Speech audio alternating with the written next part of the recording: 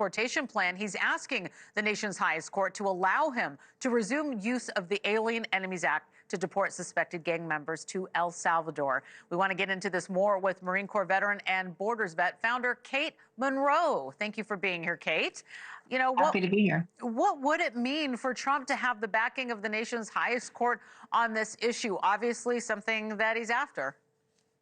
I think it would be amazing for President Trump. I think he should get more backing. Every single thing he's trying to do is to protect the national security and all of the finances for our country. You know, I've been down to the border probably 30 times, seen thousands of people cross, and anything we can do to protect our national sovereignty, anybody should be backing. If they're not backing it, you have to wonder, why would you want to allow all of these people who are totally unvetted into our country? To what end does it serve you to block the president in this manner?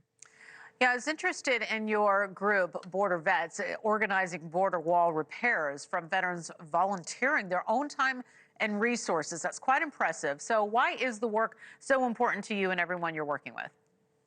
Well, I think it's so important to me, especially as a CEO of VetCom, where I'm serving veterans day in and day out. And when I was running for Congress, a lot of people said, yeah, the border's open. What are you going to do about it? And I had to really think, what am I going to do about it? What could the average citizen do?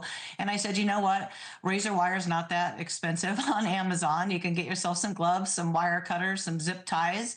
And I went down the first time to plug that big hole that you saw where, you know, people, hundreds of people were coming around the end of the wall.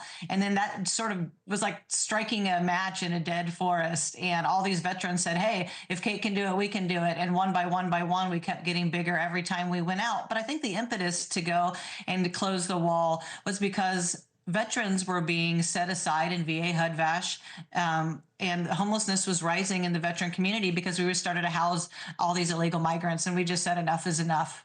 And it's something I feel good and blessed to be able to do. Yeah, taking matters and materials into your own hands. I'm just curious, really quick, do you have to ask permission to go do that, or how does that work? How do you coordinate those efforts to make sure you're not doubling up on what's already being done? Well, I think the first time when we started to go down was at the turn of 2024. You know, when this situation was at a untenable measure here in San Diego, thousands of people crossing. So when we came down the first time, we actually asked the Border Patrol, hey, how do we get down to these big holes in the border wall? And they actually drove us down, and we followed them down, and they Nice. said, we can't do anything, but it would be really cool if you did. And so we were able to do it every single time. They would come and tell us where the migrants were crossing, because I think that they got tired of just babysitting these migrants and knowingly doing things were really against their calling and the oath that they took to protect our nation. So they were happy to see their counterparts in us be able to do this sort of work. You have such a unique perspective, Kate. I mean, you spent a lot of time at the border, as you've mentioned. So I'm wondering if you can tell us how you've seen things change during this administration from the last. Have you seen a difference yet? I mean, we're seeing it in some of the numbers here, but tell us firsthand what you're seeing. I will say that the difference has been absolutely wild. I think, you know, the sentiment from the left was, hey, we need to pass all this new legislation. And they were playing pretends, really, and grandstanding and gaslighting the American public that they couldn't, in fact, just stop the crossings. And then voila, new president, no new legislation, and magically there's no one hardly crossing. Now in San Diego, occasionally at night, you will see the cartel bring people over, and they are armed in the dead of night, but they're having to really sneak across now. I used to go down and I would see anywhere from 30 to 300 people passing every single time I was there. And I have not seen any crossers this entire year. So we're going the right direction. We're very excited. You know, we spend so much time talking about the southern border as illegal border crossings drop in that section. Our northern border is facing an influx of illegal migrants. So what lessons have we learned at the southern border that can help us to the north? And might you have any plans to go up and do some work up there as well?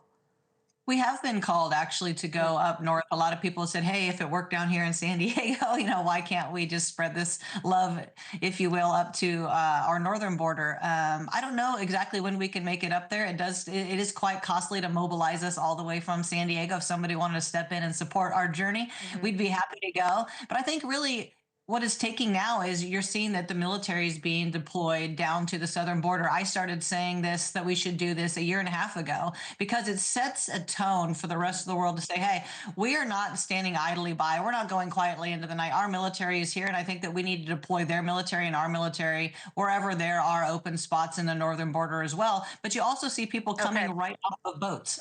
We got to leave it there. Kate Sorry. Monroe, Border Vets founder. And if you do go, I'm going to do my story pitch live on the air. I'd like to go with you and tag along and watch that effort, okay? Perfect. Let's make it happen. All right, Kate, let's